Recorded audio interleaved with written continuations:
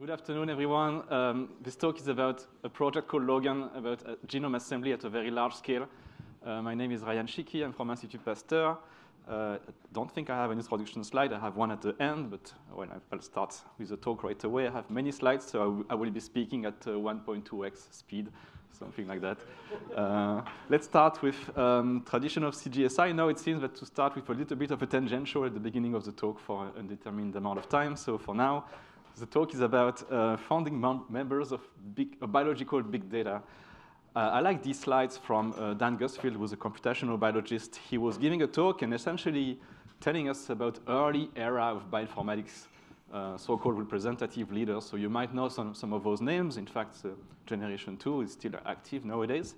But one name caught my attention is Margaret Deorowicz, who I didn't know so much about what she did, but it turns out that Deorowicz contributed to the very first database of protein sequences, with a staggering amount of 65 sequences inside this database in 1966. And then looking a little bit further into a Wikipedia page, it seems that she invented the one-letter code for protein sequence representation. So really a lot of contributions in bioinformatics, so that's why I would like to maybe give her the title of the first big data bioinformatician that actually worked in this area. Nowadays, in big data in biology, we have lots of databases. Two of them I've shown here. It's NCBI GenBank and NCBI WGS. GenBank hosts about 500,000 species, genome assemblies of these species, size of about 1 terabyte in 2022. All the sequences are annotated. That's a big difference with WGS, also from NCBI. Also genome assemblies, 10 times bigger, but it contains also unannotated sequences. Looking more specifically at GenBank, I'm taking a slide from NCBI, where Terence Murphy was saying, OK, there is now about 30,000 GenBank genomes, 15,000 species. If you count them with annotation, that's way less. That's 3,000, 4,000. So the GenBank is clearly growing at a very fast rate along the years. But if you compare with the number of non-eukaryotic species, it can still be thought as a small database, even though it's nowadays the largest of assembled genomes. Now enters the NCBI SRA, which is another database from NCBI. This one hosts all public sequencing reads, so no genome assemblies, but the raw data. Its size, as of last year, was 50 petabases. So that's 1 5 and then 15 zeros. So you have giga, tera, and then peta. You can see that this database is growing kind of exponentially, except 2023. I don't know what happened. It seems to be kind of declining. I hope it's not the case, but we'll see. If you access the NCBI SRA website, you can browse metadata and download reads, but there are better ways to download reads. I'll talk about it later. And this is a geographic distribution of the samples. You can see that it covers pretty much all the globe. Does it render well? No, if it doesn't render well, this is a map of the world. Yeah, OK. If we compare these databases just in terms of sizes, so you've got BLAST, NT, GenBank, and WGS I was talking about before. So clearly, every time you have an order of magnitude more sequences, but if you jump 3 orders of magnitude, you end up at SRA. But it's not the same nature of sequences, but still, to give you a perspective of the large amount of data hosted at the SRA is totally unmatched in other databases. Then one might ask, what can be done with the entire SRA? And if you've been at CGSI in previous years, you probably have heard me talk about it. If you haven't, then there's a one-slide summary of these last 2 talks. One is the 2022 talk where I was talking about Serratus, a project where we analyzed all of public data, all of public RNA-seq data, and discovered quite a lot of new viruses, like 10 times more than before, new RNA virus species, also 9 new coronavirus species. It was done with cloud analysis, published in Nature 2 years ago. And it was pretty much the first meta-analysis of the entire SRA data, considering all RNA-seqs. If you're interested, you can watch the video here. And you will notice during CGSI talks, faculties who have videos for their previous talks. So those of them who have many views, they show the views.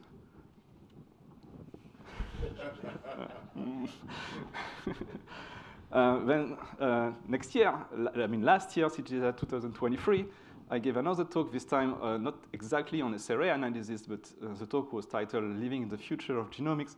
And essentially, it was a perspective on rethinking bioinformatics analysis at very large scale using cloud computing, where I was demonstrating fast download, fast mapping of reads.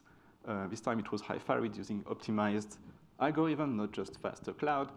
There was also some ChatGPT madness. There will not be too much during this particular talk. Don't get your hopes too high, setting expectations like Jan this morning. So let's dive into SRA data. SRA has lots of sequencing data, but also lots of metadata. What I mean by metadata is essentially all of this information that is displayed when you browse an accession. An accession is an identifier, SRX or SRR something. So you have who submitted it, what kind of sample is it, what kind of organism is sampled, and what kind of sequencing was performed using which sequencer, the size, number of bases, the date, and so on. If you want to access this metadata at a large scale, there are multiple ways. So there's a website, as I was showing earlier, but I don't really recommend it. There is, however, a nice file somewhere in a hidden legacy FTP that you can access that contains all of the metadata for all of SRA. But a much better way, actually, to access this metadata and query it using SQL is to use a cloud mirror of the metadata. So you can do requests like this one, where you can select accession name, megabases, megabytes, and so on, from the entire set of public sequencing data. And you can subselect, for instance, I'm only taking reads which are larger than 31 base pairs. In terms of the structure of this database, it's quite interesting. There's a lot of information that is essentially human-entered. So all of this information here is entered by, most of it at least, is entered by the submitter. Well, not megabases. This is automatically computed. But it also means that there can be errors in this information, unfortunately. What's good, however, is that NCBI has computed some taxonomic analysis of the sample automatically. So this is not human-generated. This is automatically generated. So very likely to be accurate. I'll talk about it later. To give a very brief overview of what is inside SRA, when using this metadata, I was able to parse it and then make those pretty graphs.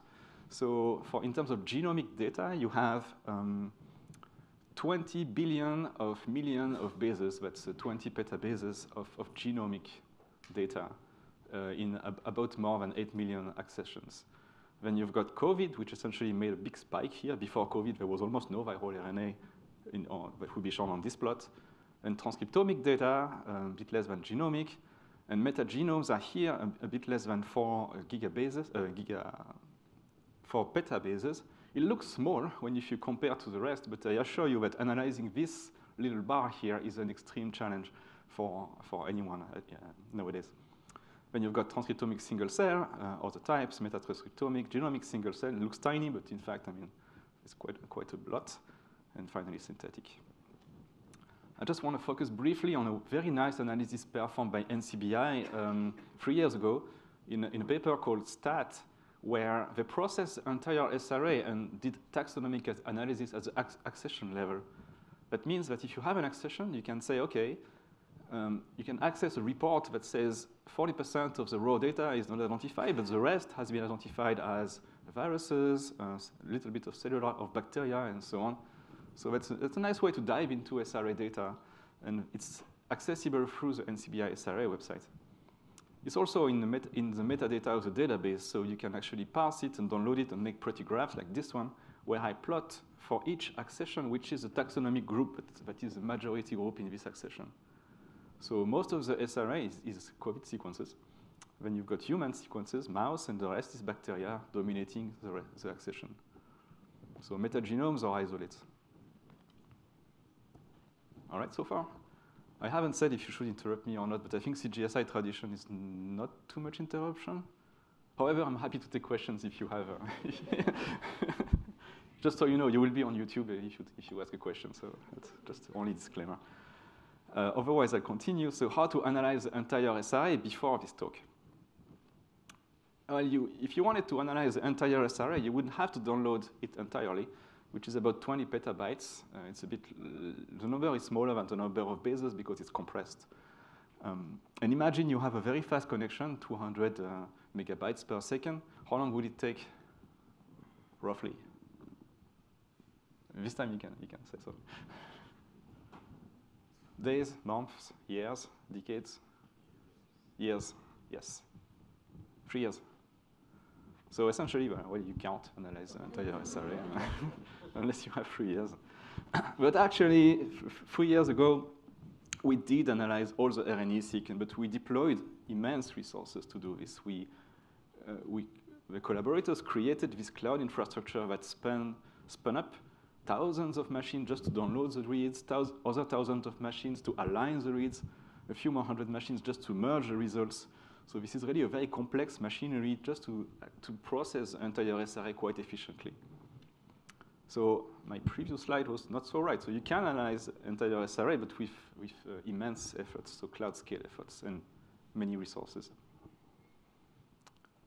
But if you can't do that, you can maybe try still to search sequences inside the SRA. How is this possible? Yes, it's possible because many papers have been published very recently on doing exactly that, and I will talk about a subset of them. Maybe just one, in fact. Petabase-scale is a new service from NCBI which searches all metagenomes from the SRA and a few other databases which are not SRA. So you can essentially enter a sequence inside this box, and it will search for it. The sequence is searched using k-mers, more specifically minimizers, so it's not very good for alignment-based, for getting alignments, but you can get pseudo-alignments using this. And it's actually useful. So a collaborator of mine asked me recently if it was possible to search the SRA for all the samples containing a particular bacterium, Wolbachia, in order to find new hosts for this bacterium. And it turns out that the Petabase-scale preprint, which is now a paper, did exactly this in their paper. It seems that it's maybe an interesting biological question. So typically, if you search the metadata of the SRA, you can find host species already. But if you search for a particular set of genes from this bacterium, using Petabase-scale, you can find more hosts because it's in sequencing data that is not annotated with the proper metadata for the host, for instance. All right, let's move on now. I have plenty of time, great. To Logan, and I ask you to please not tweet this part because we're hoping to announce it in a proper way later. So Logan is a huge project where we assembled the entire SRA into contigs and unitigs. I'll talk about what they are later. So essentially, we downloaded the entirety of the SRA, 50 petabases of reads, and we assembled them on a cloud. We perform genome assembly. A nice thing is that we host all the results publicly for free of these assemblies. It's available here on this website. The size of the result is still consequential, so you have 2 petabytes of unitigs and about 5 times less size of contigs. So if you're interested in just the consensus sequences, this is what you might want. It's finally done. It took many months, and we assembled everything with K equals 31 for people who care about this kind of parameters of genome assembly. Okay, what do I mean by contigs and unitigs? So maybe now I should have maybe started with this, but when you have a genome and it's sequenced using sequencing data, what you have are reads, and the way to reconstruct an hypothesis of the genome is to perform genome assembly, and the hypothesis is in the form of contigs. So contigs are typically the output of genome assembly methods. So this is pretty much standard terminology, but what unitig is a bit less standard. It's simple paths in the Bruijn graph, so it's parts of the contigs, except that it's not just contigs chopped up, but it's also all the sequences that were discarded during the making of contigs. So all SNPs, all indels, all intra-host variation is kept inside the unitigs and discarded in the contigs. So that's why it's a nice intermediate representation to have. And if you're looking for SNPs and variants and so on, then this is the unitigs you're looking for. Contigs are just consensuses. Just a small advertisement for my methods talk tomorrow. At 11:30, I will do an introduction from scratch, very basic, on how to actually construct these unitigs and contigs on a board without slides. So if you already know this stuff, don't come to this session. It's going to be boring for you. But if you don't know this stuff, then I'm happy to talk about it. Coming back to Logan, the project has essentially 2 steps. One is done. So the first step was to download SRA, assemble everything, host results. It took about 30 million CPU hours. So this is the amount downloaded, the amount uploaded.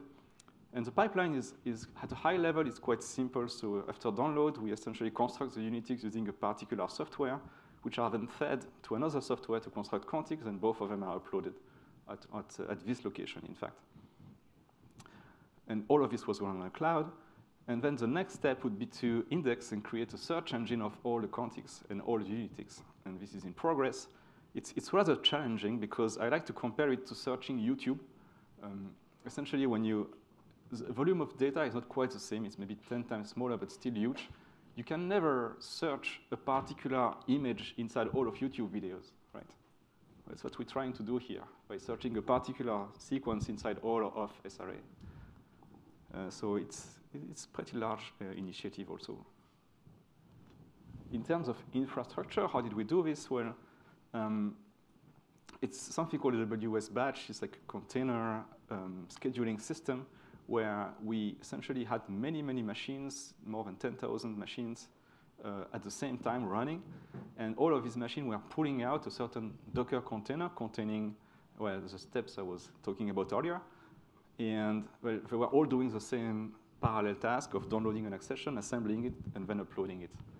But all of this was orchestrated with many, many services which you might not have heard of. In terms of IT, it was highly non-trivial.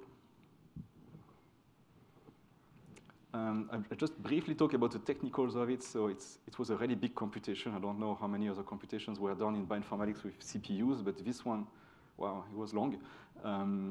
So I already talked about the number of CPU hours, but actually the total runtime wasn't so long. So 30 hours of total runtime in terms of work clock time. We did it in 6 runs. So a run looked like this. We wake up at 8 a.m. UTC, so it's like 7 a.m. while America is sleeping. And then we run all the machines. We are hoping that the machines are not getting interrupted by financial traders or any other people using cloud resources during the night. And then we spin up all of these millions of vCPUs at the same time. And when it's finishing processing, then we kindly spin down and then monitor the run for many hours, in fact. So that was run 6, the last one, which processed about half of the SRA in 7 hours, 70,000 machines at the same time, lots of petabytes of storage, intermediate one. Do I have time? Maybe. We run into many kind of failures when you go at high scale. In fact, it was a record for Amazon Web Services. They never had that many vCPU at the same time on this particular CPU architecture. So it was also unknown territory for them. We ran into many types of limits that kind of broke everything during the previous runs. Turns out you can actually max out S3 writes, even though it's highly optimized. You can also max out DynamoDB, which is like a SQL database writes. This is easier to max out. And one interesting thing is that fast QDump and faster QDump, it actually connects to NCBI, even if you ask it not to, even if you ask it to transform a local read into a local SRA file into a FastQ file, because for some of the accessions, about 15%, the SRA reads are aligned to a reference genome, and it connects to the internet to download the reference genome. So we maybe did a small denial of service attack on NCBI during this run. They didn't contact us, so it should probably be fine. So you might ask, why wasn't this done before? There are simple answers to that. It's that genome assembly is thought to be compute and memory intensive usually. Those of you who were at the Kimmer workshop 2 talks ago was talking about high cost of performing long-read genome assembly. And in fact, for short-read, it was not as high, but still high. But we kind of went around this by using a much simpler pipeline consisting of highly optimized components one by one. So from reads to counted Kimmers to the Bruijn graph to Unitics, we'll talk about it tomorrow. And then from Unitics to simplification of graph to contigs. And what's funny is that each of these steps took decades of algorithmic research to optimize. So we ended up with a pipeline that is, if you compare it to other assemblers, like Penguin or RNA Varro Space for RNA assembly, it's much, much more optimized. And you can almost don't see the scaling. On the x-axis is the size of the accession, and y-axis is time and memory. So only with these fast algorithms, we could think about scaling it to the cloud. Just to briefly kind of enumerate the components used in Logan. So we used minimizer-based schema counting, that's KMC, Unix construction, that's Cuttlefish, minimal perfect hashing, that's our library BBhash inside these two software. In fact, we completely ripped off Spade's assembly graph simplifications into Minia, and we have people from Spades produced a particular Z-standard compression for sequences that can be of independent interest. That's how we store the results. They are faster aligned, so they are quite easy to parse in parallel now. So that's how we store the results now. The nice thing about Logan is that it's very easy to access. If you want to access an assembly for a particular sample, you only have to type this from your terminal. There is no need to have an AWS account. It's only this command line. It's also explained in the GitHub. If you want to dive inside Logan data, well, there's two ways to do it. Either you download yourself the contigs or a subset of it, but we also run whole SRA alignments on the Logan contigs regularly. So you can contact me, and we can include your sequence in the next batch to factorize costs, essentially. But you can also do it because everything is public, Unix and contigs. If you need assistance, contact me. From Logan, we plan to do many types of analyses, and we are looking for help to actually do these analyses. So the consortium specializes in RNA viruses, so we're working particularly on that. But I'm probably not going to read the entire list, but you can see that there are many analyses that can be done once you have this amount of data. We need some help for some of those, so if you are interested, contact me.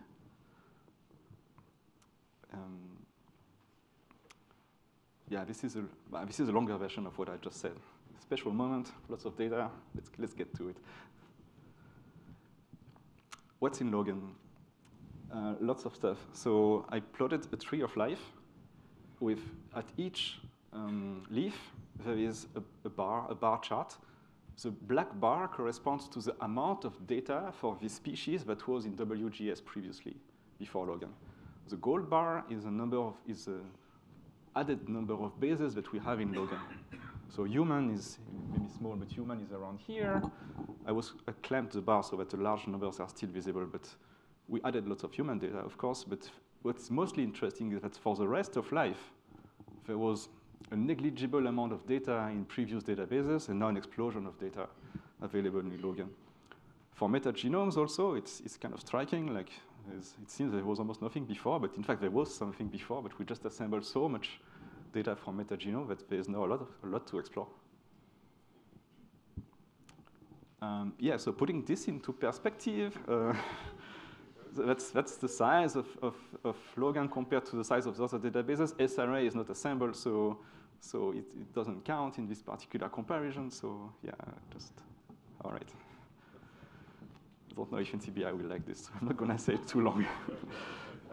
In terms of quality of data, the assembly we've done is very rough. So it was interesting to plot assembly quality with respect to data types. So I separated whole genome sequencing and whole genome amplification from RNA-seq and from other data types.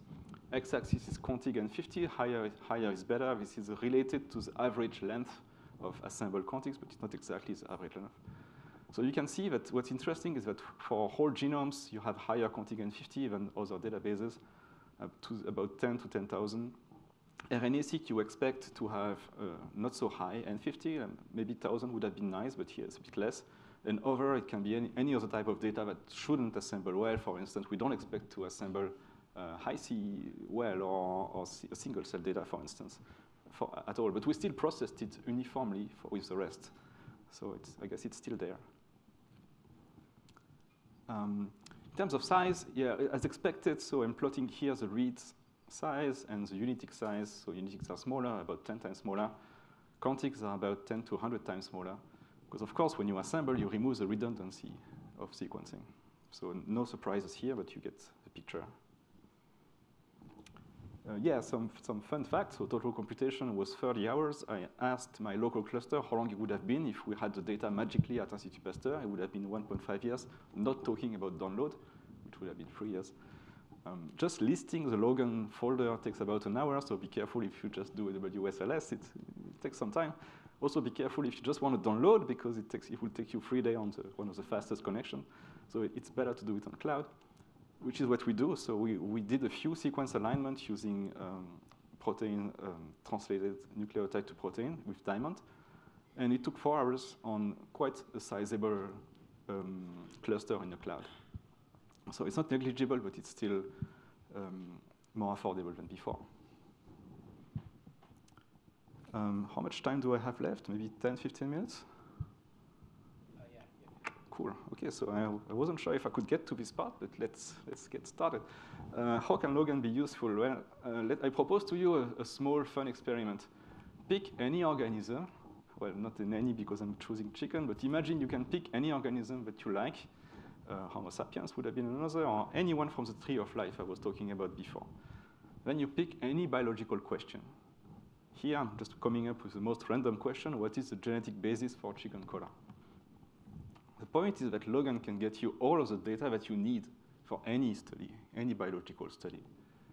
So let's do a small demo. So for the purpose of the demo, we'll focus on one gene, the one, hopefully, that has been previously hypothesized to be a basis for color. And then we'll gather some sequences, data from chicken, from Logan contigs, isolate that gene, and look for variants associated to breed and color.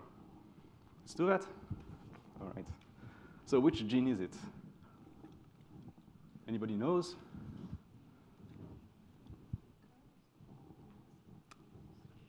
What should we do? Nobody in the audience is going to say it, but let's ask ChatGPT. You expected it. Hi, Kemer. What is the gene responsible for chicken color?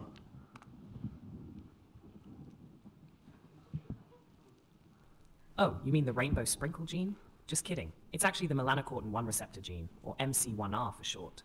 It plays a key role in determining feather color. Thank you. That's it. That's just ChatGPT. All right. So now that we know it's MC1R, we got the gene. How do we collect lots of sequencing data? How to retrieve many chicken sequences? You could use BLAST, but BLAST only has one chicken reference genome, not enough individuals. You could maybe use Petabase-scale, but it only has metagenomes from the SRA at least. There are two other options. One is SRA metadata query, and another one is using the taxonomy assignment done by NCBI already. Let's try both. If I type chicken inside SRA metadata query, I get some less than satisfactory answers because the first 3 answers are E. coli isolates. No idea why it would return this, but I consider this a fail. If I type a slightly refined query with quotes yellow chicken, then I get a much smaller data set, and I verified it was mostly chicken. But it's only 324 runs. But by spot checking one of the runs, it looks good, right? It's gallus, yellow chicken, and so on. So that's a good data set to work with. Now, if you didn't have Logan, you would need to get the data from SRA. And a state of the art is to use these 2 commands, prefetch and faster qdump. Prefetch gets the file, faster qdump transforms it. Not very exciting, but that's information that's not very known these days. And then you can do some big data genomics, but I'm not going to dare demonstrate in real time this time, sorry. But just showing the commands. Using this small script, you can actually download the data using, this is a more fancy version of prefetch, because I know that data in the SRA is hosted here. You can just download it directly to the machine, then align using Minimap2 to the MC1R gene by directly streaming the SRA file converted to FASTA without writing it to disk, so it's much faster. And once you do this for each accession, you can actually parallelize it using GNU parallel, shown here. So using this 15 lines, you do big data genomics. And if you run it on these 300 accessions from SRA, which total about 3 terabases of reads, you can get a bunch of files, which are minimap outputs of reads to MC1R. The good thing is that it's quite fast. So it takes an hour and a half on quite a beefy machine, though. $6 per hour is one of the biggest ones at Amazon. So yeah, you get some sequences, and what then you can do chicken pangenomics. So you can actually, I'm skipping a lot of steps here, but you can make a consensus of the gene for each accession, and then when you have this, you can construct the pangenome graph, like here it's the Bruijn graph, for all these yellow chicken accessions. And to check that the graph is correct, you can blast the consensus gene of MC1R to this graph, and you see the path in rainbow. I don't know exactly what's happening here, variation amongst yellow chicken MC1R, but the rest of the path shows some variation, but not a lot. That's good, but there's just only possibly one breed because I was searching just for one particular type of chicken. Doesn't really help me for the question at hand to have color with many different breeds. We need more data, right? So how do we get more data? When we can do a query, a taxonomy query on SRA through stat, where essentially you make this query and you say, this is to remove noise when you have only a few reads mapping to chicken. And you end up with about 60,000 accessions, so way more than the 300s than before. Can we do this? Yes, we can with a little help from Logan, because Logan, it hosts the 27 million of SRA assemblies. All of the results from the previous query are already assembled. It totals about 4 terabases of contigs, so that seems big, but if you compare to the raw data, which is 374 terabases of reads, the equivalent of twice the 1,000 genome project, it's still a beefy analysis if you had to download all of these reads. But you have way less to download for contigs, which I did here. So you can make a 4-line script that downloads Logan contigs, maps them on the fly to MC1R. So same mapper, minimap2, and then this command basically downloads the contigs, streams them to a standard output, decompress on the fly. This is to remove all sequences that do not map, and that's putting it somewhere on disk. It took 16 hours on a single Amazon machine. So it's essentially getting 124 times more data for the same dollars than direct SRA download. So that's a lot of chicken genes, and in fact, by then extracting the chicken assemblies for this particular gene, we can construct the same kind of the Bruijn graph, pangenomic graph for MC1R. You can see that it's this time way more complex, many more variation, and this is really going super fast now, but you can actually do a GWAS directly from the sequences using k-mers by skipping essentially the whole SNP detection step using this software that we published last year or 2 years ago. And when you run the GWAS on this graph, you obtain actually a bit more than 2, but I'm plotting those 2 here, sequences that happen to be differentiating between a leghorn and, I forgot the name of this one, but reddish chicken, by just one SNP here. And it was consistent with previous results from the literature. And then, after I did this, I realized maybe I should stop, because this talk is really not about chicken genomics and what are we doing this, and like, potentially more could be done, but we are not really interested, right? So we stop here. We found a particular SNP that answers a question that we had at end using Logan data, and what just happened? Essentially, I realized we casually analyzed 60,000 SRA accessions for the purpose of this talk, which is 370 terabases of reads, about 0.7% of the entire set of public sequencing data, which was downloaded, mapped to reference genes in less than a day on a single cloud computer for an analysis cost of about $9. So I hope it's convincing enough to tell you that now with this resource, you can analyze any biological question of your choice using all of the planet sequencing data for not too much effort. And I'll stop here. So yeah, Logan, so now SRA-scale analysis 100 times more tractable. It's essentially all of life sequencing data at your fingertips. And for the technically minded people, there's a few benefits also, is that now the data is quite easy to process because it's faster with a very standard compression method instead of the obscure SRA format, which works well, but a bit slow to decompress. We provide pre-counted k-mers. We provide the mean abundance of k-mers per unitig, and we also provide assembly graphs at the unitig and contig level. Yeah, and some acknowledgements. So my team at Institut Pasteur, the co-creators of Logan are not all of them at Institut Pasteur. There's people from AWS, people who are independent from the Cerrados Consortium. This is Artem with me at the Bioinformatics lamppost, which is a lamppost in Cambridge right between the plaque of Alan Turing and and the plaque of James Watson. The mascot of the team is an axolotl, and the project, if you might be wondering, it was funded mainly by AWS and an ERC, which is a big grant in Europe. And I'll stop here. Thank you for your attention.